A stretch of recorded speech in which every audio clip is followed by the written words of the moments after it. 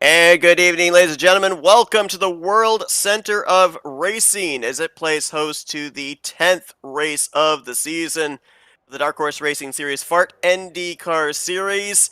This is Daytona. You heard right. Open wheel race cars at Daytona International Speedway. Seth Cole joined up in the booth here tonight by Tom Bourne. And Tom, when we saw this racetrack on the schedule, initially first thought is, oh, must be the Daytona road course. But we saw these drivers out there in practice over 240 miles per hour.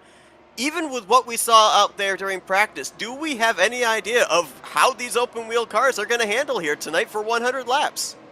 No. I was talking to a few guys before the race, and they were saying one little slip up and it could just end the race with how fast these cars are going. Daytona, no matter whether it's open wheel, stock car, doesn't matter. It's always a wild card race and a close points battle. Coming into tonight, Eric Schaus only 2 points up on Taylor Jordan. How did those two have to kind of be approaching this race here tonight? A track that not necessarily are you able to control your own destiny. Basically, it's just stay out of trouble. If they don't want to bring anybody else into it, then they're going to just have to race themselves. And the green's out, and we're underway. Craig Forsyth gets the pole position. Last week's winner from Twin Ring Motegi, looking for back-to-back wins on the season. And he's one of a trio of drivers that really need something good to happen here tonight if they're going to have a shot by the time we get to Indianapolis to battle for the championship. Himself along with Charles Teed and Will Roberts, as topside is Roberts in the 31. Both these drivers trying to lead the first lap of the evening. Now, they do have the faster pair available to them, but I think it's safe to say even the minutest contact that you make here at Daytona may end up drawing you to have to use that mulligan. Yeah, especially with, like you said earlier, with the insane speeds. Right now, we're going 240 plus going into turns 1 and 3. And like I said, one small slip up and it could mean disaster for the end of your race. And, especially if that happens in the first 10 laps, you're going to have to be riding around using that faster pair and just for the last 90. Saw the bright yellow 36 of Eric Peterson down below the double yellow line, kind of bailing out, dropping back, preserving that car for the long run. Now, obviously, these cars very aerodynamically dependent, and I saw a couple of drivers in practice. They tested the waters of bump drafting, even though there's really no bumper for them to be able to push. You got that gearbox back there, and of course as well with that front wing, I don't think you necessarily want to crumple up either one of those wings, because that, I would assume, would hurt your straightaway speed. Yeah, if I was them, I wouldn't want to try bump drafting. I don't like bump drafting in the stock cars here, let alone open wheel.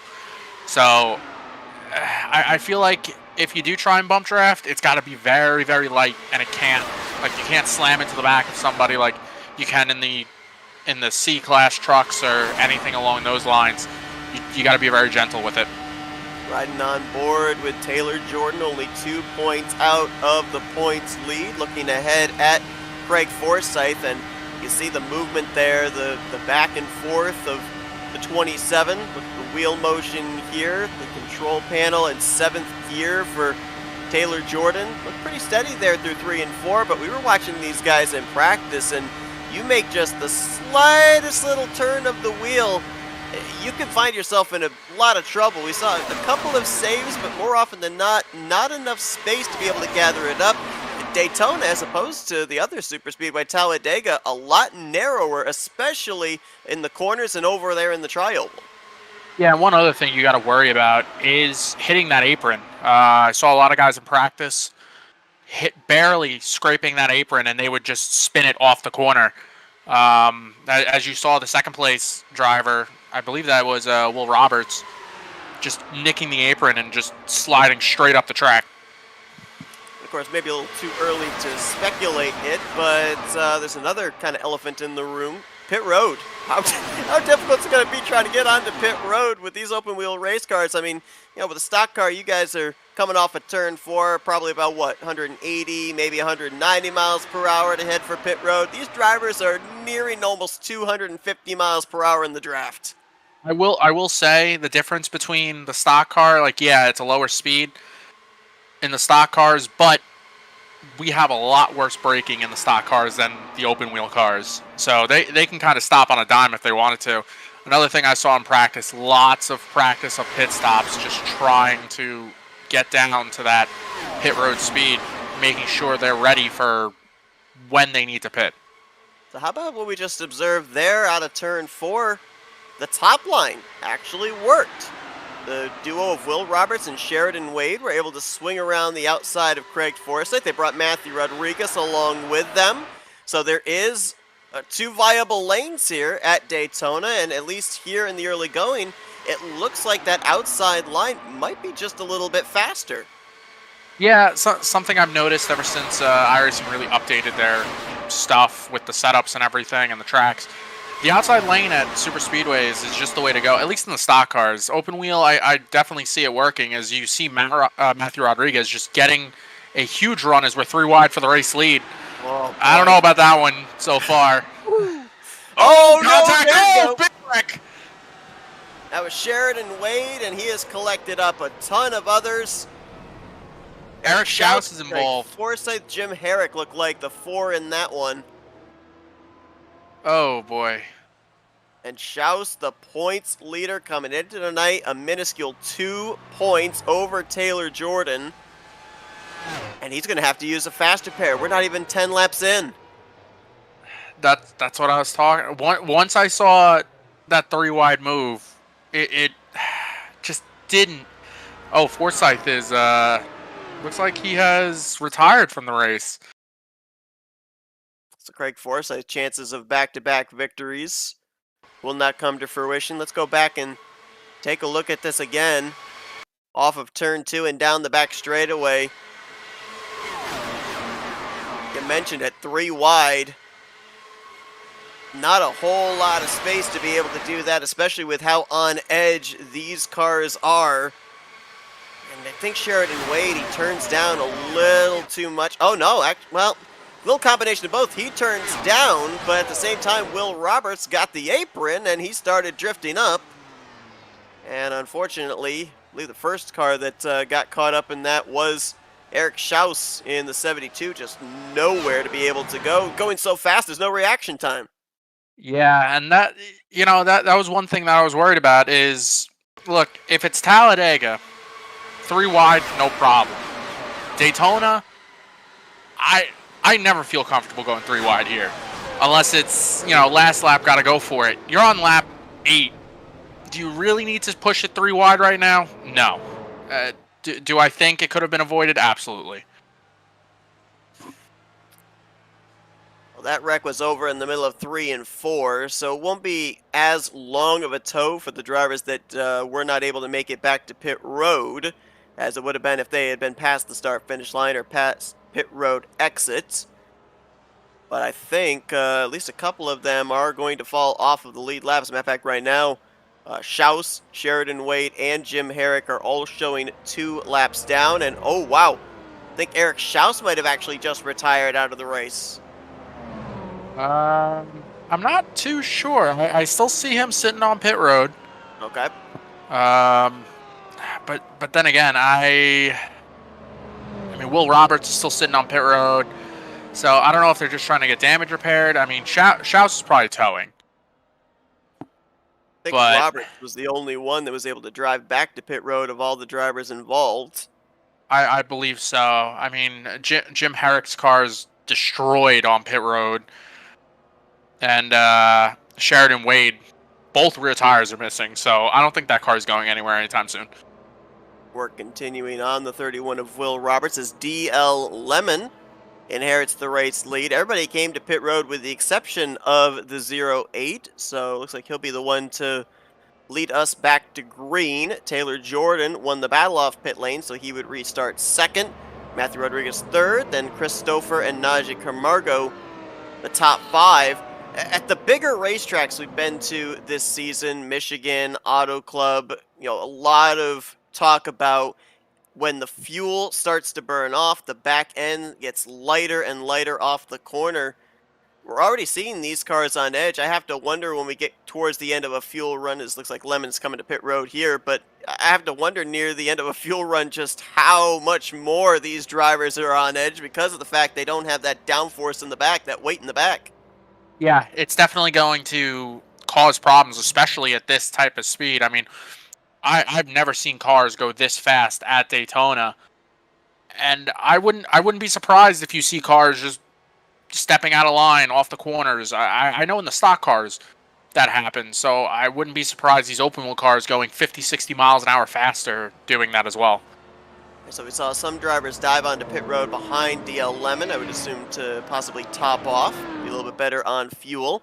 Taylor Jordan will inherit the race lead, then Stouffer Camargo will be the top three. It looks like the drivers that had to call the tow, they've all returned, including Craig Forsyth. So Forsyth, Herrick, Schaus, and Sheridan Wade, who were all 2 laps down, looks like they got one of those laps added back. So all 4 of those drivers will be -1 from 11th through 14th. When we go back green, it'll be a 4-way battle for potentially the lucky dog. All 14 cars still running, but the most important thing is who had to use the faster pair. Well, no surprise, it was the 4 drivers that had to call the tow. Forsyth, Herrick, Schaus, and Sheridan Wade will have to run the remaining 90% of this race without that mulligan available.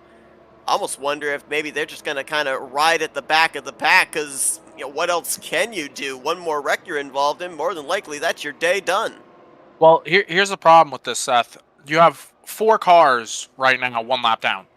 With such a small field, you might not get that second caution. You might not get, 1 to 2, maybe 3 more cautions. So they gotta be planning on just 1 more.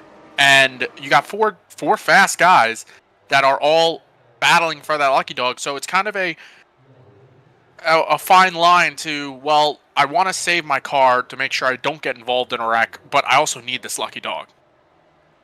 Taylor Jordan looking to leave Daytona as the points leader, also looking to be a league-leading 4-time winner on the season as he gets us back under the green. Normally at a speedway, you want to get a jump like that, but I'm not necessarily certain if getting that far out in front at a track like Daytona is such a good thing, unless maybe he can hook up with Chris Stouffer here and those two could tandem away. Nope, Stouffer is going to try and go to the lead himself. See, I feel like that's going to work well for the first and second cars. I feel like the 59 of Camargo, I don't think he's going to be able to get to him unless Matt Rodriguez latches on his back bumper and starts trying to push him up. I feel like there's just too big of a lead as Matthew Rodriguez just takes it to the outside. Yep, jumps to the outside of Camargo. We'll swing around for the 3rd position. Got the lap car of Craig Forsyth right there. He's in the lucky dog position should we get a yellow. They get a pretty nice tow, I think, right there off of turn number 2 as he ran the outside line all the way through 1 and 2. And it's looking like, at least telemetry-wise, it's looking like even though these guys are battling side by side, they're making up a little bit of ground on the top 2. So what I noticed is they're leapfrogging one another. Considering you really can't bump draft in these cars, I feel like that's the best bet to actually gain ground. As you can see, they gained over a second, going 255 into turn 1, and they are there. I feel like that was a very smart move by 3rd and 4th place to actually try and get up to the top 2.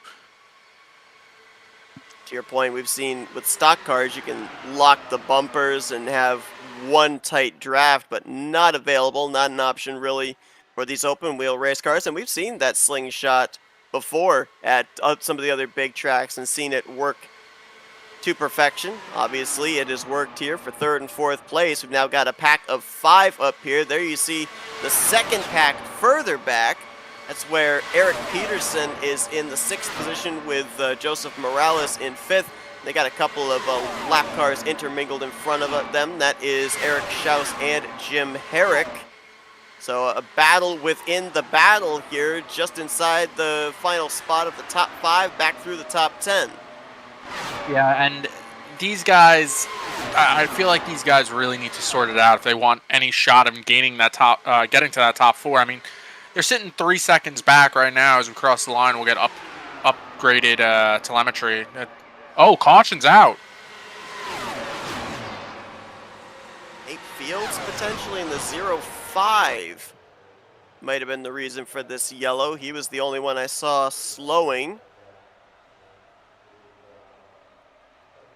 I believe he just actually got on track. 15 laps down, might have missed the start. He's been having connection issues since the drop of the green flag. Looks like he just stopped. Yeah, he did. Yeah. Came off pit road and comes to a stop right at the exit. Well, that helps Craig Forsyth out a lot. It does, you're right. We'll get the free pass and get back on the lead lap. We'll have 11 drivers on the lead lap when we go back green. Another opportunity for drivers to be able to come down pit road, make a pit stop under caution. See if anybody elects to make the dive, or having only run about 3, 4, 5 laps under green flag conditions, maybe some of them will feel the track position is more important. Taylor Jordan showing the way as we're nearing a quarter of the way through tonight's event here at Daytona. Got 2 more races coming up after this one, with the championship hanging in the balance. Next week, these drivers will be at the final mile-and-a-half racetrack, Kentucky, and then it's double points in the season finale, as we'll be at Indianapolis Motor Speedway. Somebody looking to kiss the yard of bricks, somebody looking to hoist the championship trophy, maybe the same person. Maybe. It's definitely going to be rough with a field of these talented drivers. As it looks like I believe top 3, 4, 5 are coming down. Looks like everybody actually. Everyone's going to make the dive onto pit road. Taylor Jordan, we'll see if he's going to be able to win the battle off of pit lane. Looks like he's got the 3rd stall. And yeah, very quick pit stop for him, and he will leave pit road. Well, he's going to cycle into 2nd. DL Lemon stays out yet again, but he might be diving to pit road in just the next lap or 2, as Taylor Jordan will more than likely be the one to lead us back to green. So as we're currently under our 2nd caution of the evening here at Daytona, we're going to step aside for a quick commercial break. You're not going to miss anything. We're going to go out for in side-by-side and then bring you back for the restart here at Daytona. The following presentation of the Rolling Thunder Gaming Talladega Challenge Series on the Flat Out Racing Network is brought to you by Ultimate Garage Floors.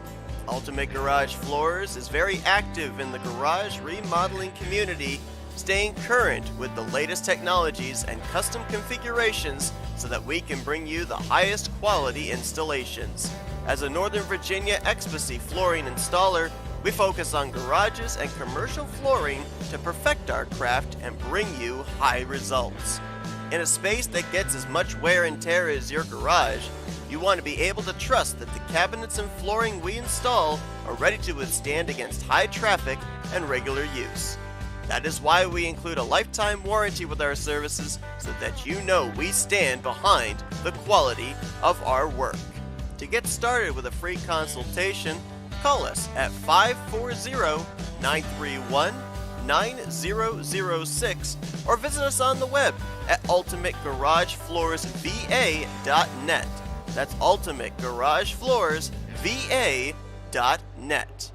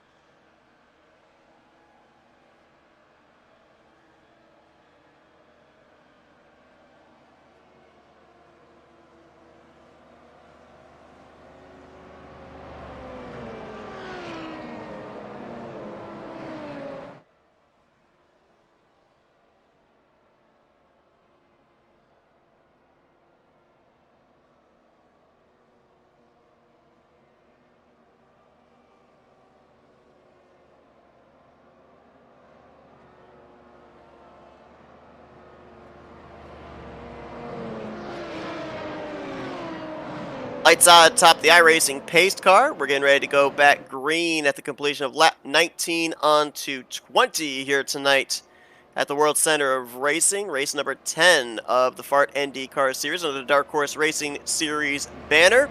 Taylor Jordan back out in front yet again for this restart with Joseph Morales, Najee Camargo, Christopher, and Eric Peterson, the top 5. Tom, before we went to that commercial break, you mentioned about that caution being a big break for Craig Forsyth getting the lucky dog, but everybody that's running is back on the lead lap because all the rest took the wave around. Yeah, it's going to be interesting to see how that works out. Like we were talking during the break, as the green flag's back out, those guys that took the wave around, they're going to have about, I want to say, 10 laps less on fuel, so they're going to have to end up pitting together if they want a chance at staying with the pack. Morales got a nice jump there on Taylor Jordan. He'll go to the point. Najee Camargo looked for second, but the door was shut. You know, when we talk about Daytona and Talladega, a lot of times we talk about the opportunity for a bit of a Cinderella story, an underdog story. There's a bunch of drivers in the field that have yet to go to victory lane this season, even though they've been consistent. They just haven't been able to close out the deal for a checkered flag. And, you know, look at some of these drivers up here, like a Morales, Camargo, Christopher in the 15. I mean, probably, you know, there's the terror of what is this particular kind of car going to be like at a super speedway, but at the same time, I'm sure they've turned laps in a stock car or in a truck here at Daytona. Got to be feeling pretty confident that maybe today is the day that they're going to be able to get that first checkered flag of the season. Yeah, and that's one thing I thoroughly enjoy about going to a super speedway. Just any of them, you know, Atlanta, well, now that it's a super speedway, Daytona, Talladega, it's really anybody's ball game.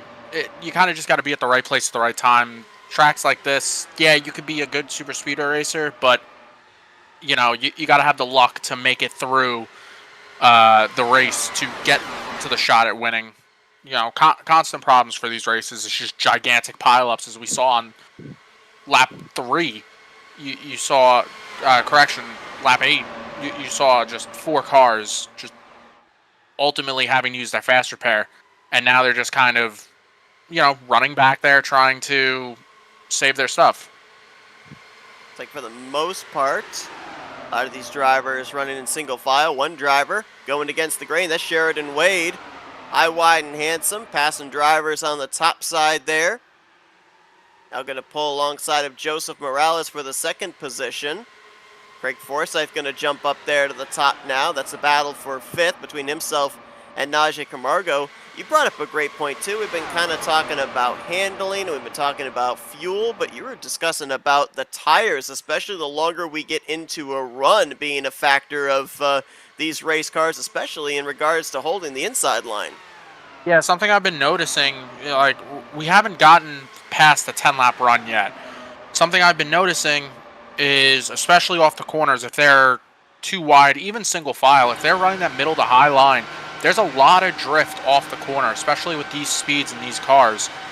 I wouldn't be surprised, as the tires wear, you end up getting somebody scraping the wall coming off turns 2 or 4, or even just sliding up into another car. And what a move we saw right there, courtesy of the onboard cameras of Joseph Morales. That was Taylor Jordan slingshot to the top on Craig Forsyth, and then to the bottom on Morales. He went from 5th to 3rd in the span of about half a straightaway. 8:02 back on the move after he lost the lead on that restart.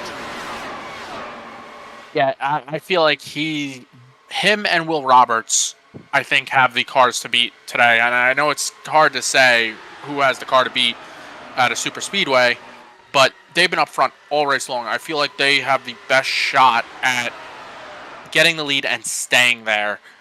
The guy that I'm a little nervous for right now is that 27 of Craig Forsyth. He did use that fast repair, but he's up front. You know, I think he's just trying to get up front and stay there and stay out of all the messes that's going on. Something that you were saying to me during that break as well was those drivers that took the wave around, they kind of have to work together in terms of communicating when are we going to potentially make that green flag pit stop since they are at a deficit on fuel to the rest of the field. The three drivers that took the wave around are nowhere in each other's neighborhoods. Sheridan Wade's out in front, Jim Herrick's back in 7th, and Eric Schaus is all the way back in the 12th position, so they're not necessarily working together right now. Yeah, but I feel like like I said, with these cars, the draft is so strong with them.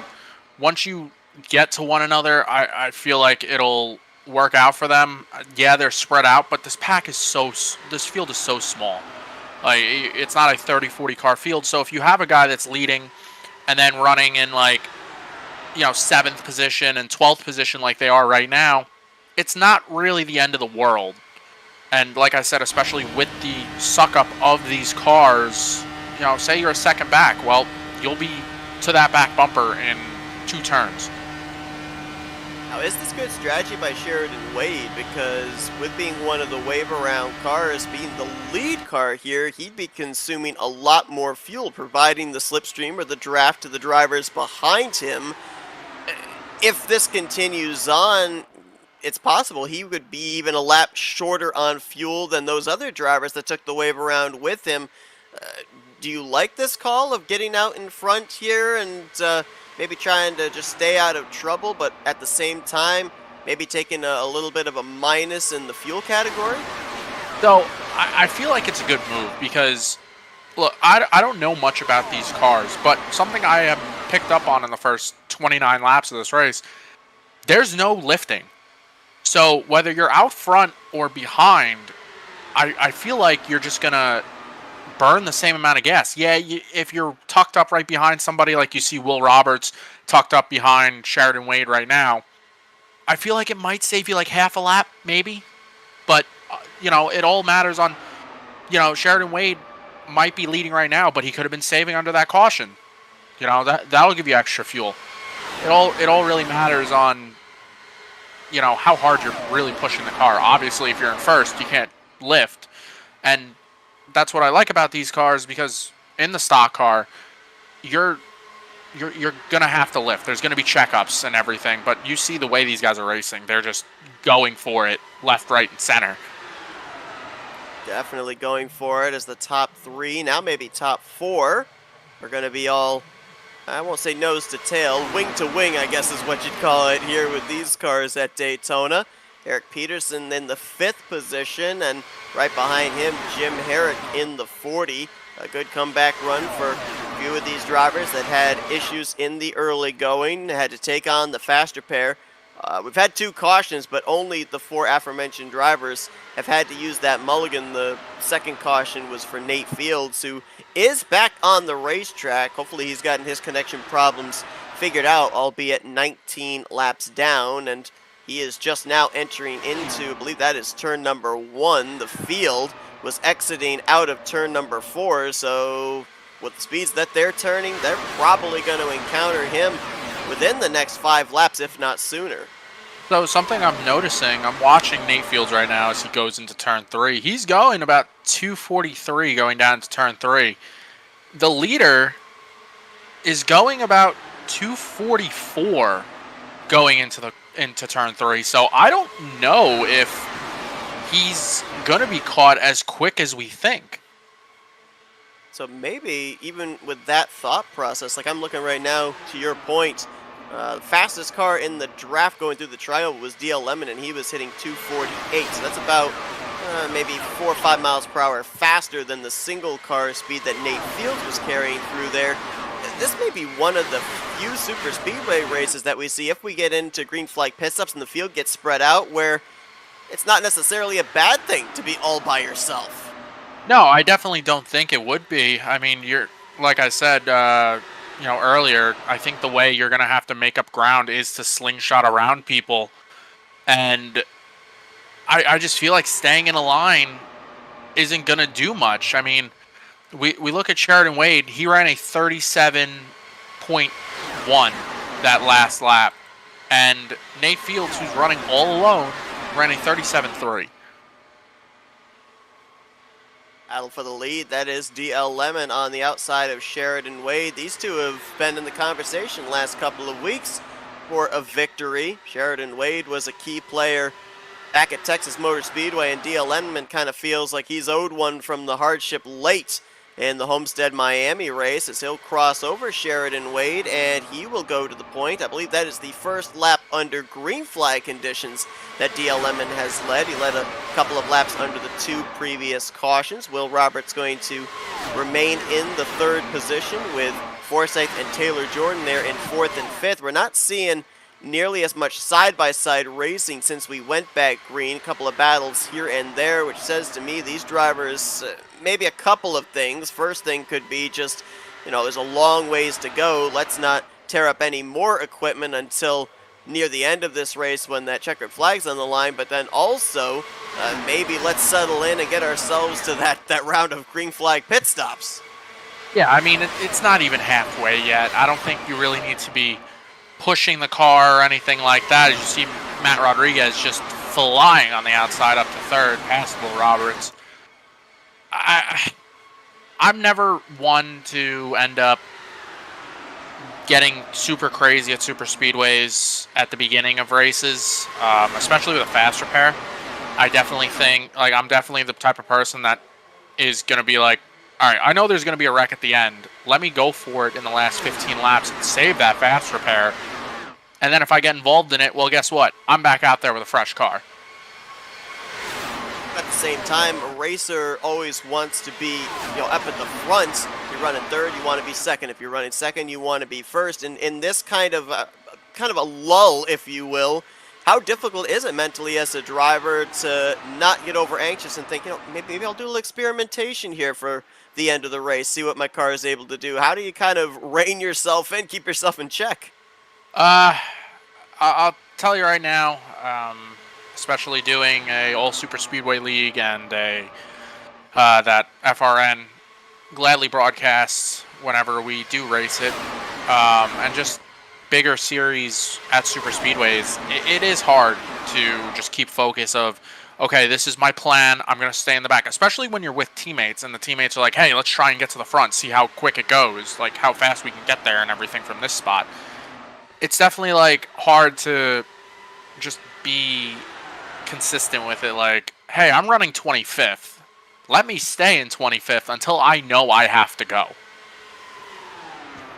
Photo finish there at the line. DL Lemon by a wing led that lap over Sheridan Wade, who's trying that top side all by himself again. But as we've kind of established in terms of speeds being turned by single cars, don't necessarily have to have a drafting partner to be able to make these moves. And if you don't see Eric Schaus up at the front, there's not really a surprise. The points leader was caught up in an incident early, had to call a tow, had to take on a faster pair, and he restarted in 12th. He's been riding in that 12th, 13th position the entirety of this run. He is still in the lead pack, still in the draft, but trying to keep that thing preserved as it's kind of been two different battles in the war between himself and Taylor Jordan. For Taylor Jordan, he's gone all out. He's found victory lane 3 times. For Eric Schaus, it's really been about consistent finishes up inside of the top 5. Granted, he does have that one victory earlier on this season at Road America, but it's been really consistency versus checkered flags for those two.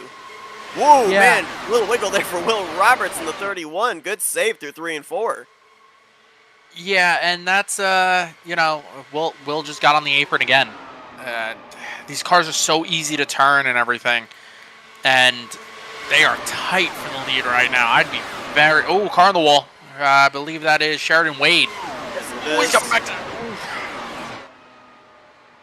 Everybody going to make their way by him.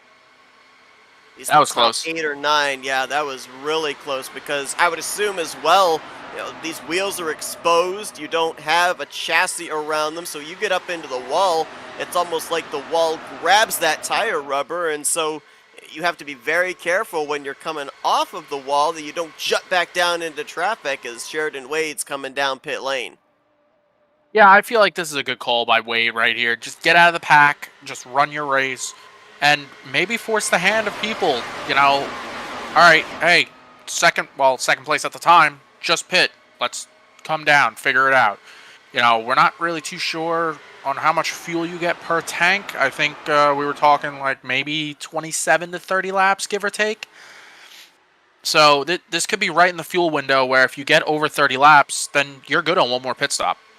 You have to wonder if any, possible suspension damage there on the right side for Sheridan Wade when he got up into the wall. And that might have also been to the point you made earlier about tires, because he was really doggedly on that second lane trying to get around the outside of DL Lemon and might have overcooked that right front just a little bit there. It didn't have the grip that it had previously going into 3 and just continued to drift up, didn't have that grip. Yeah, and something I've been noticing with iRacing just recently is if you get in the wall's not going to let you go. No. And you saw it firsthand with Sheridan Wade. He got in the wall, and the wall did not let go. You basically have to turn the wheel all the way to the left, and then it just magically pops off, and then all of a sudden you're going down the track. It looked like it was a regularly scheduled stop for Sheridan Wade. No extra time to repair damage, so he is still on the lead lap, albeit 40 seconds back from the race leader. Be interesting to kind of watch the lap times of him, because we know he's been fast. He's been up there battling for the lead, been out in front here today as well. We'll see if he even starts maybe chipping away at the advantage that the front pack of about 13 drivers has. It's about stationary right now. Most of the drivers in this pack ran in the mid 37s to 37.2s to about maybe a 37.3, and he ran a 37.314 all by himself. So when these drivers come to pit road, more than likely with the pace that he's setting, he'll cycle back into that lead group as Will Roberts having some connection problems there in the second position. Yeah, unfortunately, what I see happening with where Wade came out, DL Lemon and Will Roberts, they're both going to get his draft eventually. And it might not be the end of the world for Sheridan, as he can fall in line and be in the draft with them. And quite possibly, depending on how long people are going to have to wait for fuel, I could see Sheridan coming back and cycling out to the race lead, as we got the 40 car of Jim Herrick coming on pit road. Gonna get an experience of green flag pit stops here. Eric Schaus on pit road as well, getting the thing woed down to what appears to be 70 miles per hour here for 60. these Indy cars. Okay, 60 miles per hour. Not the usual 55 for the stock cars. I'll tell you right now, it's not fun getting down from 235 miles an hour at the exit of 4 to 60 miles an hour in that little short chute. Got to make sure that you don't speed, because that's a huge penalty when it comes to super speedway racing.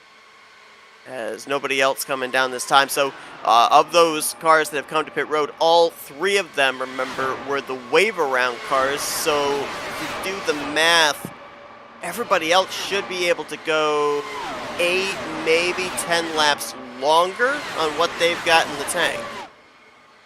Yeah, I'd assume so. I mean, I know a couple guys ended up coming down to top off under that last caution, so maybe they can go one more lap. But like I was saying before, the 40 and the 72 pit, the 54 jumped them, and now Sheridan Wade is in front of these 2 guys, and those are the 3 guys that took the wave around.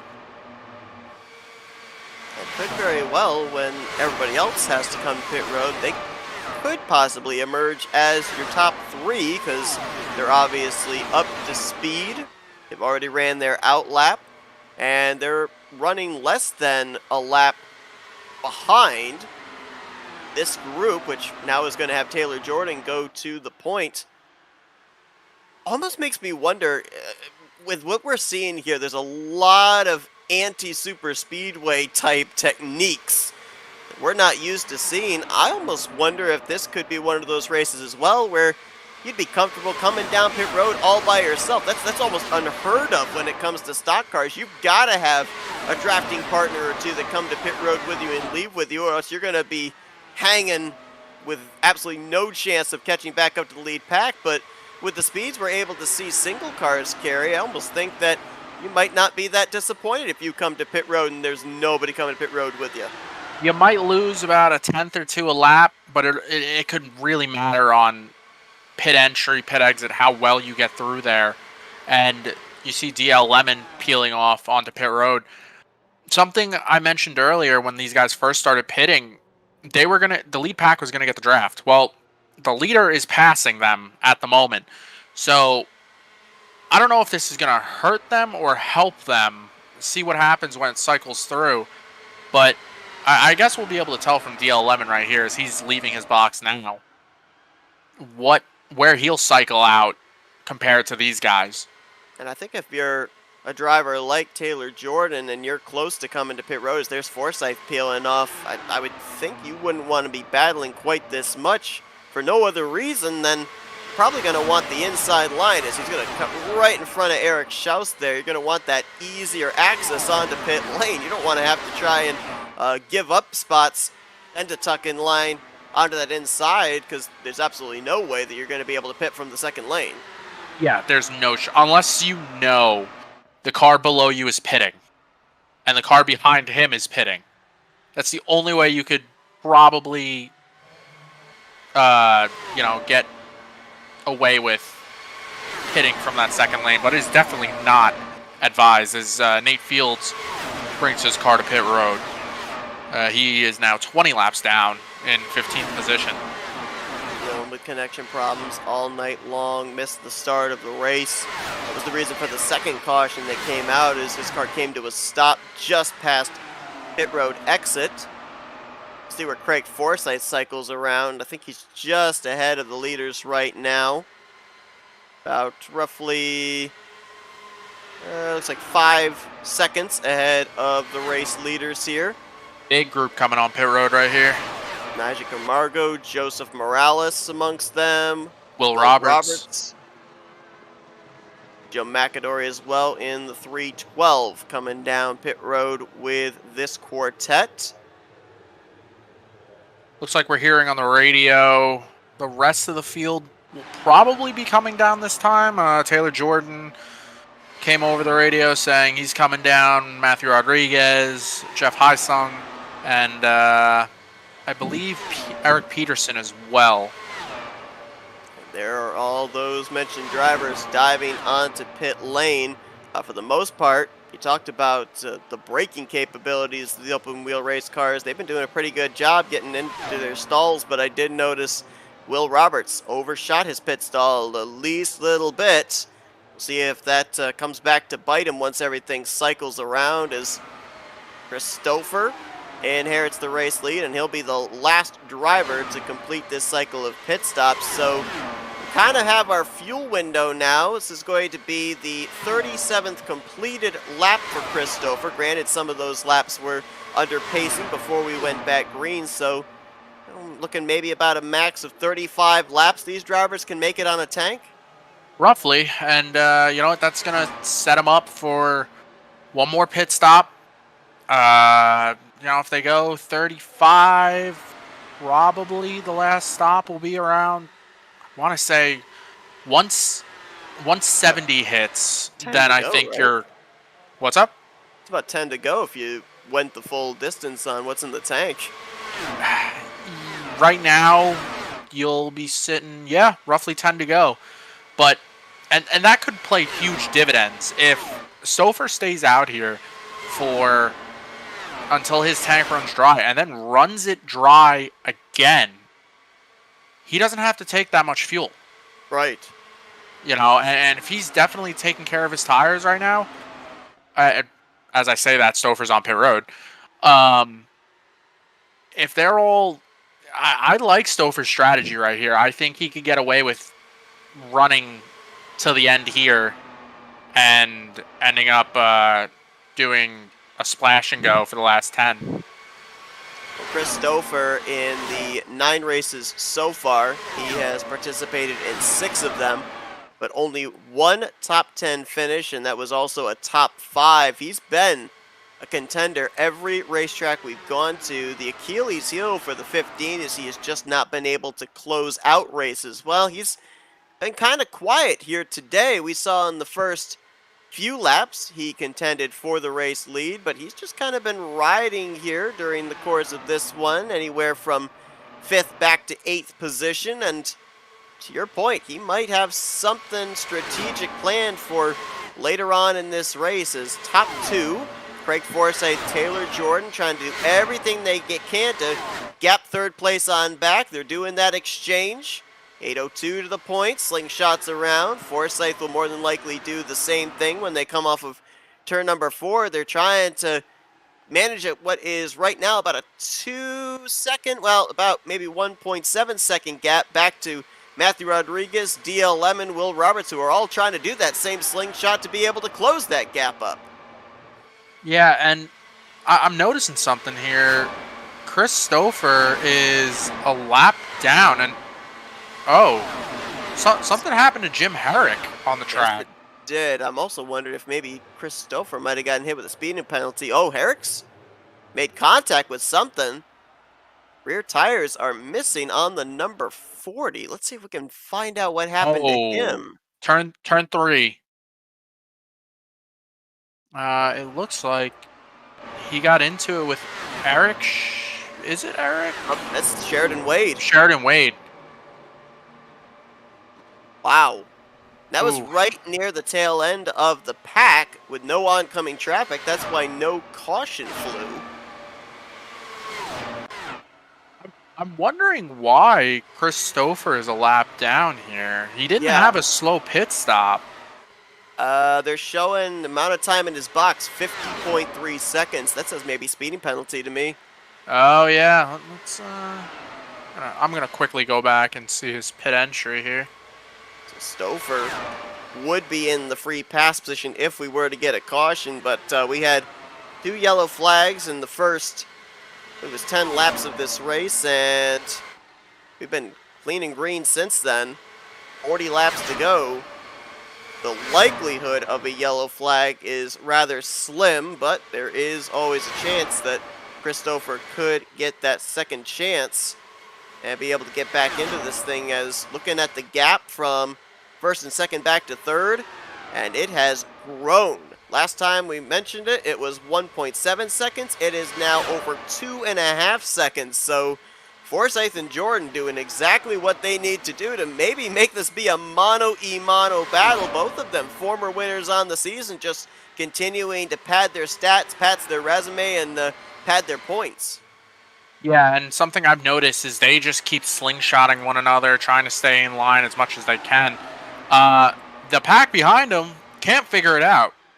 I think they're trying to slingshot, but I just feel like there's just way too many cars in that pack to try and just get that done. And just to finalize the Chris Stouffer story, he was about 25 miles an hour over the speed limit hitting the line. Yep, that'll do it. It's a tough break there for Chris Stouffer, and that kind of brings up the point. He's the only one, it looks like, that was nailed by the speeding police. But, you know, when we end up having that final pit stop, somewhere in the range of about, well, anywhere from 20 laps to go to 10 laps to go, depending on how far you want to stretch it, there is that little bit of anxiousness with a driver of, you know, being the money stop, I want to get everything I possibly can get, and you want to make sure you don't overstep, especially if you're one of these two guys right now who clearly seem to have this race in hand. Now, we've already seen one driver succumb to the speeding police. You don't want to throw this victory away on this final pit stop.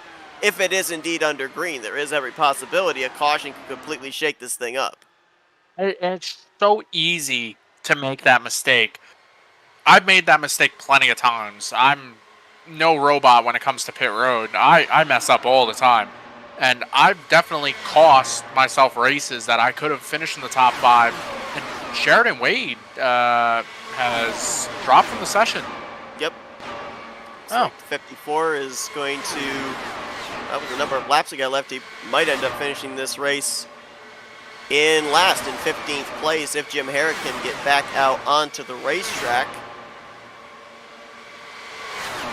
I wonder if maybe that contact between him and Jim Herrick might have forced him to maybe have to retire. Might have gotten some damage out of all that too. Might have had some damage on the right front wing, which he had the contact with Herrick.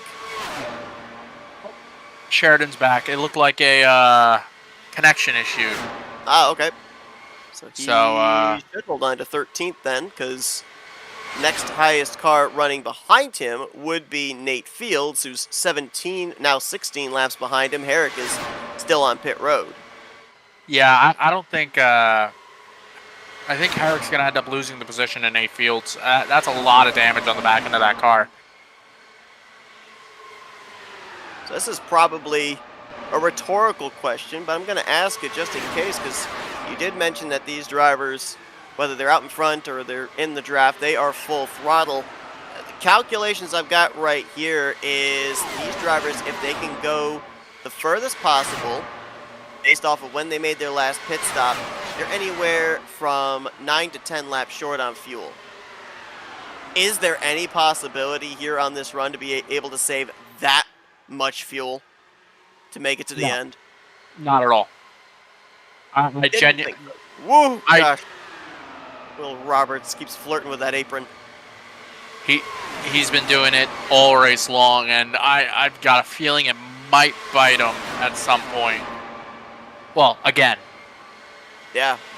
Will's already been involved in the first caution. Granted, he does still have his faster pair. He was the only driver involved in that first yellow that got his damage repaired manually and did not have to use that mulligan, but the way that it's going right now, if he can't keep his left sides away from that double yellow line, he may have to use it sooner rather than later as gap continues to increase between the top two and this pack. It is now up to over 3.5 seconds, closing in on 4 seconds here maybe in the next lap or two. And you mentioned it too. I mean, if we had two cars here in third and fourth, then we might be able to see them engage the slingshot technique and maybe start closing up the gap. But with 5, 6, 7 cars, there's not enough space. There's not enough opportunity for coordination to be able to do the slingshot. Yeah, and I think what's going on is the front two cars have it figured. Well, as I say that, they're still running side by side. I think the front two cars, for the most part, in this pack, have it figured out. They know what they're doing. I've heard a couple drivers get on the radio, trying to communicate with the other ones, just trying to go and catch these guys. But the third car in line isn't cooperating when it comes to it. And you see Will Roberts, and I believe that is Najee who is that with Will Roberts up there? Yellow car, Eric Peterson. Oh, okay. So him and Peterson, they were just running side by side. Like, you just lost 3/10 that lap because you're just running side by side. So something interesting developing here amongst the top two. Obviously working well together, gapping the rest of the field. But remember, Craig Forsyth dove onto pit road quite a bit earlier than a bunch of the other drivers, including Taylor Jordan. 19 laps ago, Forsyth was on pit road. Taylor Jordan pitted 3 laps later. With how well these two are working, if you're Taylor Jordan, do you call an audible and come to pit road the same lap as Craig Forsyth so you guys can continue to do this back and forth until it comes down to the closing stages? Absolutely. I would 100%. If I'm working well with somebody and we have a 4-second lead, I'd be calling an audible being like, hey, what's the latest you can go in the fuel window? Like, and I'll pit with you. I know I have more fuel than you. I'll pit with you, and we'll just keep doing this until, say, 5 to go or 2 to go, whatever, and just keep gapping them. I think it's a perfect strategy, and I think Taylor Jordan should be trying to get Craig to go along with that. Very interesting call here for Joseph Morales in the 60. Fuel window opened about 7 laps ago, and he's on pit lane at around 30 to go. This might have been a call of get me out of that traffic from 3rd back through 7th and see if I could do something by myself with a single car. We'll see if this works out for him, but I don't know. I'm kind of 50-50 on this strategy call. Yeah, I feel like I agree with you on that. I feel like it's a gamble, right? Like, all right, if you're running alone, we've seen it speed wise. You're running about 1 to 2 tenths slower than the pack. So 5 laps, all right, maybe you'll lose a second. But the one thing that I'm noticing is they are getting so racy in that pack, trying to figure out a way to catch the top two. And I feel like it might help, because if they do end up wrecking, he's going to be able to avoid it. And as of right now, he is still on the lead lap. Granted, he's only about half a straightaway ahead of these top two, but he can stay on the lead lap. Yeah, it's a lot of track position that he is going to gain. And you have to wonder if maybe other drivers are taking notice of that and maybe diving onto pit lane as well from the third position on back. Well, Roberts, Eric Peterson, DL Lemon, and Matthew Rodriguez all still in close proximity, still congested, still no opportunity to be able to continue trying to do any type of slingshot technique. And they are over 6 seconds behind second place. That's not even the race leader. If we're comparing them to the race leader, it's 6.5 seconds. Is near contact there in two different areas. Peterson and Rodriguez almost got together, and Roberts and Lemon almost got together. So that third caution might not be outside the realm of possibility right at the moment. Yeah, just the way they're racing is really worrying me. But one thing that I'm going to mention with this Joseph Morales strategy is if the leaders go by him and he ends up just sitting behind them, he's going to get such a tow from them. He might cycle out to be the third car in front of this lead pack. Also notice that Eric Schaus and Joe McAdory, you see them back there. They're about maybe a quarter of a straightaway behind the last car in this lead pack, which would be the 18 of Jeff Hysong. I don't know if they're within distance enough to be able to catch that slipstream or not, but we'll see. I mean, obviously, the driver that Eric Schaus has to worry about here tonight is out in front, leading this race, and has actually opened up a bit of a gap back to Forsythe. There's an idea of what the draft is like. He was able to completely gap himself back to Forsythe and got a huge run on now the lap car of Joseph Morales. So there is definitely a tow here at Daytona when you're in somebody else's slipstream. Yeah, these cars are so aerodynamically dependent, and especially at a super speedway. You saw it. He pulled about maybe 4 or 5 tenths on him just with that draft. But you see Morales just doing what I said, just sticking behind them, letting them go, pull him along, and I've got a feeling he's going to end up sitting pretty after this. 22 laps to go, and the Erics have dove onto pit lane. Eric Schaus and Eric Peterson for their final pit stops of the day. And the further you go, the less fuel you're going to have to take on. We've already seen a lot of drivers on the long run have handling issues with the tires. If you stretch it to the end, you're only going to have to take on maybe 10, 11 laps of fuel. Do you take tires, or do you maybe go with a no-tire strategy to maybe try and gain even more time and more track position? I think if you're taking less fuel, I think don't take tires. Maybe, take a gamble on it, see what happens. Especially for guys that were the leaders. I think you take tires, you just go, all out and everything like that. The guys behind him, I feel like you got to switch it up a little bit. A car down there on the apron.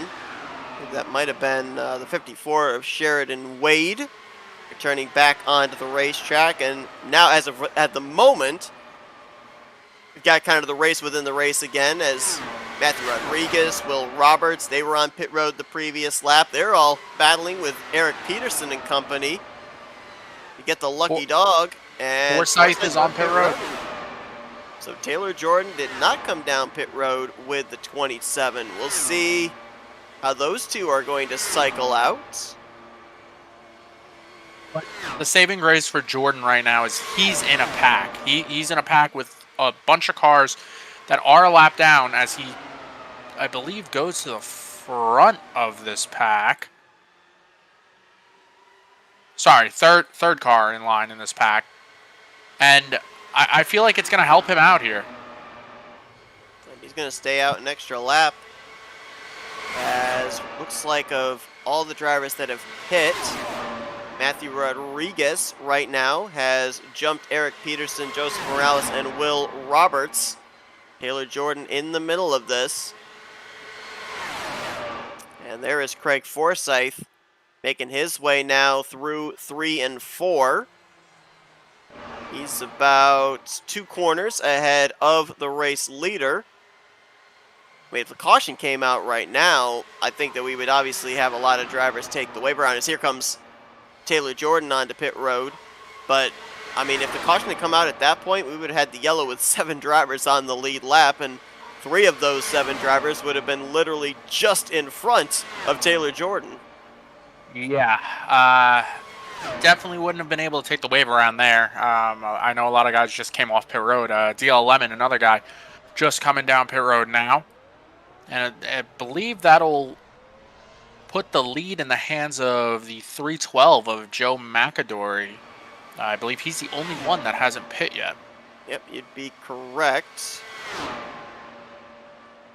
He's about 30 laps on this stint, and I didn't get a chance to see with Craig Forsyth, but when the 802 of Taylor Jordan came to pit road, no tires, just fuel. So we'll see if the 27 took on tires. I believe he did. So I don't know. Is the 27 get an advantage on that or not? Is it a moot point at this point in time of the race? You know what? You're up there. You have such a big lead. I feel like it's a smart call. You know, if you can stay up there, what's the worst you get? Second place? Yeah. Big picture race, and you don't get that checkered flag, but finish on the podium with Eric Schaus right now in 8th, soon to probably be 7th when they make their way around the now pitting 312. Yeah, that's a net gain of points, and most likely points leader going into Kentucky next week. So I will say, when it cycles around, Taylor Jordan will be your race leader again, and he'll have about a 2-second gap on Craig Forsyth and a 8-second gap on what would be the 3rd place driver, Will Roberts. And now it's a battle of the qualifying. Oh, contact between Roberts and Rodriguez down the back. I believe Will was just trying to block Rodriguez. Whoa! And then Rodriguez gets the apron there out of 4. Nice catch there as he was all out of shape off the final turn. Yeah, now it's basically turning into Q runs for your top 2. Taylor Jordan last time by ran a 37.151 to Craig Forsyth's 165. This time by Jordan a 139 to Forsyth's 178 to manage the gap back to the 27 because I don't know, what would you say, maybe a second and a half? And Forsyth would be able to get the draft off the 802, or would he have to be a little closer? Probably, with how strong the draft is in these cars, probably about, I'd give it about a second back is when you really start feeling the draft. Forsyth literally lost a 1,000th of a second. Yep.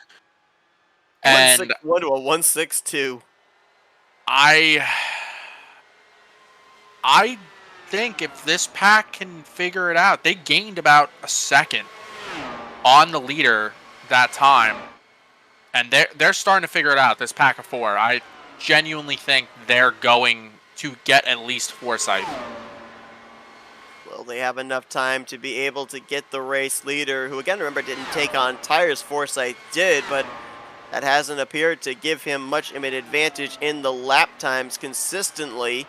Taylor Jordan has been anywhere from 1 to 5 thousandths faster, and may not seem like much, but when it comes to making sure that Forsythe's not going to get your slipstream, that is very important, even to the minuscule thousandth. How about this time by another thousandth difference between those two? Oh, nope, actually scoring just updated. 2 thousandths difference between those two this time, a 136 to a 138.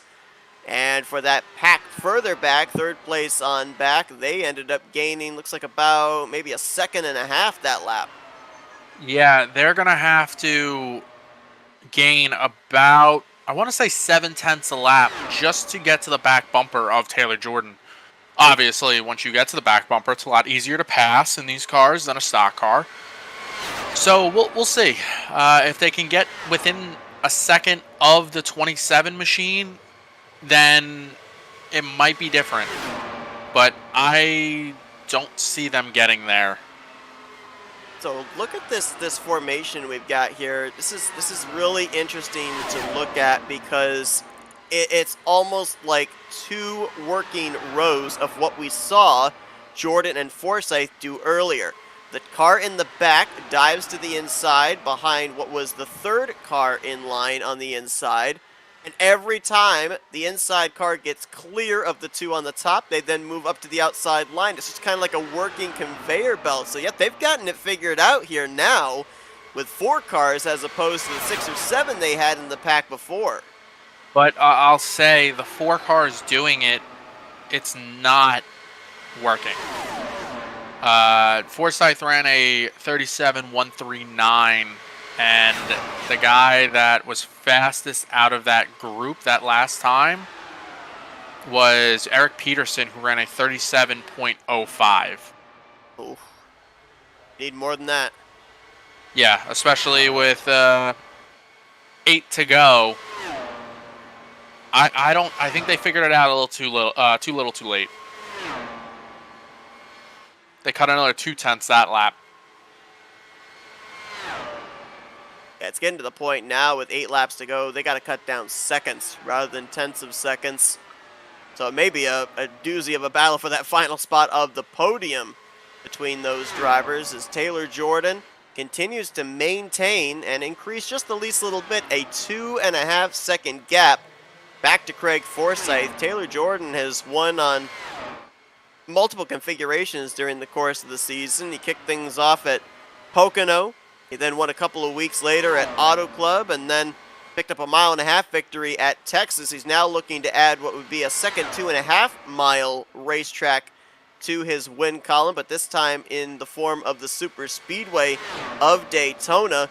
Last thing he wants to do, though, he does not want to come out of turn 4 through the tri-oval, look up at the flag stand, and see a caution, because then that opens up the door for not only Forsythe, but another half dozen or so drivers to be able to snatch this checker flag away. He's saying to that group of 4 back there, just keep it together. Do not bring out that yellow flag. Yeah, and this group has cut it down. They're 3 wide. Oh boy. Okay, they sorted it out. Peterson, yellow car on the yellow line. All sorts of squirrely. Great save. Yeah, I would, especially going at these speeds, that was very impressive. The way they're going, they might just say, heck, trying to run down these guys. I want 3rd place. I want that interview. I want that podium. And we'll see. They're 5 to go right now. They cut about 3/10 that lap, so they might get the draft of the 27. But I think they're just battling for 3rd at this point. Yeah, they're battling hard, too. Will Roberts had his hands full out of the tri-oval, was actually down below the double yellow line, then nearly drifted up to the outside wall there, going into turn 1, as the gap between this group and 2nd place is about 5.5 seconds, but a long ways up still to Taylor Jordan, who that time by... Oh, no, my scoring keeps waiting till the last second update. I was going to say, it looked like might have been the first lap since the pit stop that Forsyth bettered Taylor Jordan, but no, about 200s quicker was Taylor Jordan that last lap. Hitting the back straightaway for 3.5 laps to go here at Daytona. Eric Schaus back in the 8th position. He could gain 7th on Jeff Hysong, but as of right now, that's the only driver within striking distance. Actually, those two battling for 7th place right now. Unless something happens here in these final 3 laps, it's pretty much a guarantee that Taylor Jordan's going to be the new points leader heading into Kentucky. The question will be by how much. I think it's going to be a hefty amount going into it. I mean, with, Eric can get at most 7th place. Taylor Jordan is going to get maximum points today bearing no caution. And that's going to be tough to, especially if the field size stays like this for the last 2 races. That's going to be tough to overcome in 2 races. Yeah, with no bonus points involved, the winner ends up getting 50 points. 7th place only gets 26, literally half of what the race winner gets. So, yeah, to your point, it's going to be a pretty hefty amount. You still got Kentucky next week to cut into that points. And, of course, the double race in a couple weeks' time at Indianapolis to be able to make up any ground lost here today. But 2 more corners and then the trioval for Taylor Jordan. And he'll look up and see a relieving sight, the flagman waving the white flag over the front wing of his 802. There it is, white flag in the air, 1 more lap to go. Taylor Jordan knows that this race is going to come to a close, and the gap still over 2.5 seconds back to Forsyth. We'll watch him as he comes out of turn 4, but then we're going to be jumping back and taking a look at that dogfight for that final spot of the podium. Roberts, Morales, Peterson, Rodriguez still mixing it up, less than 1/10 separating those 4. Yeah, they're 3 wide down the backstretch for 3rd right now. Matthew Rodriguez kind of backed off, assuming they're going to wreck, and there they go. And there they all go. Look out. Rodriguez going to bypass them all. Checkered flag. It's going to be Taylor Jordan, win number 4 on the season. Is Rodriguez out of fuel? He's coasting to the line. Oh, no, I think he just lost 3rd. Hysong got him. Matt Rod was out of fuel. Hysong and Schaus door banging to the line for what was supposed to be 4th, turned out to be for 3rd. Hysong gets the final spot in the podium. Schaus is going to get 4th behind Forsyth and race winner Taylor Jordan.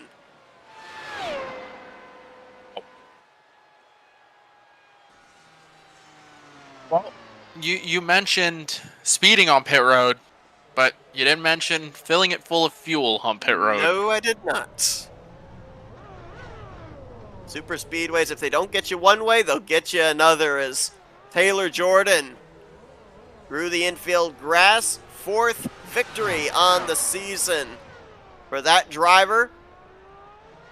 Most winningest driver in the series this season, and now can add a new title going into Kentucky, points leader of the Dark Horse Racing Series Fart NDCar Series, as he's going to take the checkered flag here at the World Center of Racing. 2 cautions during the course of the day. Looked like 13 of our 15 cars finished under power. 10 of them on the lead lap. Not necessarily certain we would have expected those kind of numbers with the combination we saw on paper here heading into tonight with open wheel cars at a super speedway. Yeah, definitely not. But a great race overall. Taylor Jordan really had the strategy to beat. He better be careful burning that thing down, because we go to Kentucky next week, and I think he's going to need it for try and keep that points lead. Yeah, might want to use that at another 2.5-mile racetrack, Indianapolis, in a couple of weeks' time as well. Another high-speed racetrack. As take a look at the finishing results from this evening's festivities. Jeff Hysong just nabbing that final spot on the podium. You see the gap from him to Eric Schaus was less than 1/10 second. Schaus going to battle back for 4th place. We had him projected finishing, I believe it was 7th. Before that wreck took place, so a nice net gain there. Not going to be nearly as big a points gap as we originally were projecting. It'll still be a points gap, but maybe a little bit more manageable than it could have been if he had finished outside of the top 5. Yeah, it's definitely going to shorten the gap between him and Jordan, but a great bounce back. I mean, he was involved in the first wreck. Used his fast repair, was riding on the edge the entire time of, hey, one wreck, I'm done. And just a great comeback for a top 5 finish. And Craig Forsyth, who brings home second, also had to use a faster pair in the early going. So good run for him. 1 week removed from his first victory on the season at Motegi. You see 8th through 9, or 8th, 9th, and 10th. Morales, Roberts, Peterson, they were the ones involved in that wreck over there in 3 and 4. They end up going from 3rd, 4th, 5th to the latter spots of the top 10. As we look a little bit further down, the speeding penalty for Christopher never got the caution he needed to get back into this thing. Najee Camargo, he was a bit off the pace there in the closing stages as well. Ended up falling 2 laps down. Nate Fields, he finished the race under power, albeit with the early issues. Finishes multiple laps down in 13th. And then the 2 drivers that did not reach the conclusion under power, Sheridan Wade finishes in 14th, and Jim Herrick brings it home in the 15th position here tonight from Daytona. Well, let's see if we can dial up our podium finishers here tonight. And let's see if we can kick things off with a guy who hopefully his heart rate has settled a bit. That was a pretty exciting turn 4 to the start-finish line for the driver, the number 18. Let's see if we can talk with Jeff Hysong. Hey, Jeff, it's Tom and Seth up here in the FRM booth. You got a copy? Yeah, how you guys doing? Well, we know at a super speedway, things can change in the blink of an eye. In the matter of about a couple, 300-400 feet, your side-by-side battle for what was going to be 4th all of a sudden becomes a side-by-side battle for the final spot on the podium. Very close there at the line. I mean, man, talk about that last lap and all those changes that were taking place there. Yeah, me and Chouse were just sitting there battling on the throttle. I saw him backing off to see if I was going to get the run, and I wasn't going to let me pass him in that instance. So we got running, and then I got on the gas, and we got to turn 3, and I saw smoke, and I was like, oh, all right, let's see what we got. And then we just kept going and going. and then there was a narrow margin between me and I think it was Eric Peterson's car, which was out of control, and he actually clipped me just a little bit, but I squeezed by, caught the draft, and yeah, I don't know what to really say about that. And Jeff, you kind of raced under the radar all race long. Like, you were mired mid-pack for most of the race. Was that part of the strategy, or did you just not have the car to compete for the win tonight? No, I was just trying to sit back. It got kind of chaotic there in the beginning, and then even through practice, if you got on that yellow line in the corner, it was kind of death. So I just wanted to wait, bide my time till pretty much the last 5 laps, and then make my moves. Because I mean, really, with this car, you can really only get 2 wide. If you go 3, it's not really going to work out so well. So yeah, basically just trying to play the strategy till the end and then survive, and it worked out a lot better than I was planning. There were a lot of things that we kind of had to throw the rule book out, so to speak, in terms of super speedway racing. These open wheel cars seem to kind of go against the grain and what we're used to seeing. One of those things was these particular cars making green flag pit stops. You guys had to make a couple of pit stops under a green flag cycle. Easier, harder getting onto pit road here with these cars as opposed to a stock car? And what kind of level of adaptation did you have to go under in terms of knowing what these cars' capabilities were of either getting woe down or maybe the lack of woeing down to that commitment line? I'd say it's a little bit easier. The brakes on this car are absolutely amazing. So I was actually a little bit on the weaker side on that last stop, which is what cost me time in the draft right there. So I was kicking myself on being safe going into the pits. But all in all, I'd say it's one of the easier cars to get down to pit road under a good speed. Well, great run for you here tonight, nabbing that photo finish final spot on the podium this evening. Congratulations on the great run. As Tom said, bit under the radar, but there when it mattered the most in the closing stages. Before we let you go, Jeff, the floor is yours for thank you, sponsors, and shout-outs. Just a big shout out to you guys for a great broadcast as always. Shout out to all the drivers. That was a fun one. we didn't have as many cautions as we all thought. So everybody did a great job. Congratulations to Taylor and Craig, and sorry for everybody who was involved in that last wreck. Jeff Hysong, he brings it home third place here tonight in a wild one at Daytona International Speedway. Congratulations once again. Best of luck next week as we head to the Bluegrass State of Kentucky. Have a good night, guys. And let's see if we can get a hold of tonight's second place finisher. One position removed from where he finished last week at Motegi. That's Craig Forsyth. Hey, Craig, it's Tom and Seth up here in the FRM booth. You got a copy? Hey, I got you guys. How you doing? Well, man, I'll tell you what, that final pit stop, the money stop, two drivers working together up to that point, then two varying strategies. We saw you come to pit road a little bit earlier. We saw you take on tires. You guys were almost identically matching lap times in the closing stages. What little more do you need if you could go back? Is there something you do different? I would have pitted at the same time that Taylor did. We got into the lap traffic there, and I thought we were getting held up, and I figured this is my opportunity. I'm going to pit in with him. He was, I think, on the outside, trapped by a lapped car, so I knew if I went in, he wouldn't be able to respond.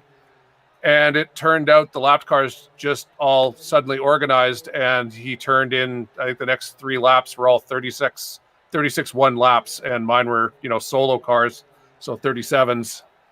And that was all she wrote. That was 2.5 seconds right there. And yeah, at that point, it was just both of us doing the same laps, 2.5 seconds apart.